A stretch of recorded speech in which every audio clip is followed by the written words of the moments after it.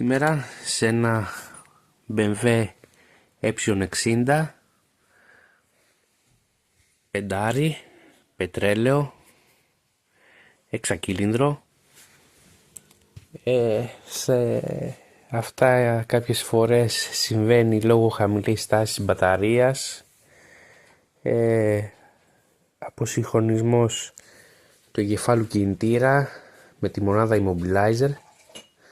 Οπότε συνδέομαστε τώρα με το εργοστασιακό πρόγραμμα της BMW, το Insta Renault. Είναι αυτό που χρησιμοποιούν και στην ελπεζοπία τώρα. Το έχω δει πάει σε έκδοση που όλα είναι στα αγγλικά. Μας εντοπίζει κατευθείαν αυτόματα τον εγκέφαλο κινητήρα, τον αριθμό πλαισίου, όλα αυτόματα είναι η διαδικασία που το κάνει. Και εδώ θα δούμε σε αραχνοειδή μορφή που θα επικοινωνεί με όλες τις μονάδες του εγκέφαλου κινητήρας μαζί με τις υπόλοιπες και τις βλάβες που θα εμφανίζει την κάθε μονάδα. Το αυτοκίνητο δεν παίρνει μπρος επειδή μπλοκάρει το Immobilizer.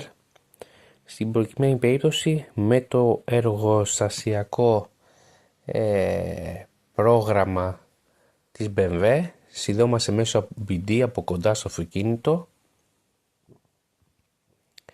και θα κάνουμε επανασυγχρονισμό του εγκεφάλου κινητήρα με τη μονάδα Immobilizer.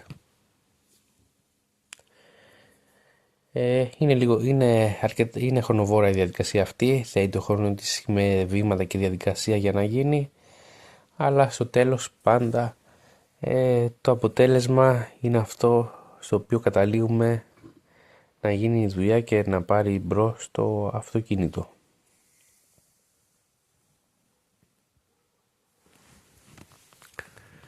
Εδώ πέρα είναι όλες οι μονάδες, με πράσινο δεν έχει βλάβη, με κόκκινο έχει βλάβη από ό,τι θυμάμαι και εδώ πέρα είναι σε κάθε μονάδα που συνδεόμαστε. Έχει καταγράψει και τα χιλιόμετρα, μάλιστα. Βλάβη λόγω χαμηλής τάσης. Έχουμε αρκετές βλάβες λόγω χαμηλής τάσης μπαταρίας, πάμε να τις σβήσουμε. Τώρα πάω σε διαγραφή σβήσιμο από όλες τις μονάδες να καθαρίσουν οι βλάβες πρώτα.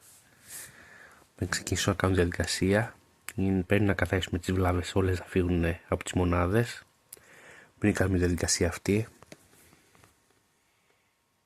Ωραία, κλείσιμο διακόπτη και έπειτα άνοιγμα ξανά. Ήρθαμε εδώ πέρα και θα κάνουμε το συγχρονισμό, στο οποίο το αυτοκίνητο λειτουργήσε με το συγχρονισμό και πήρε μπρος μετά.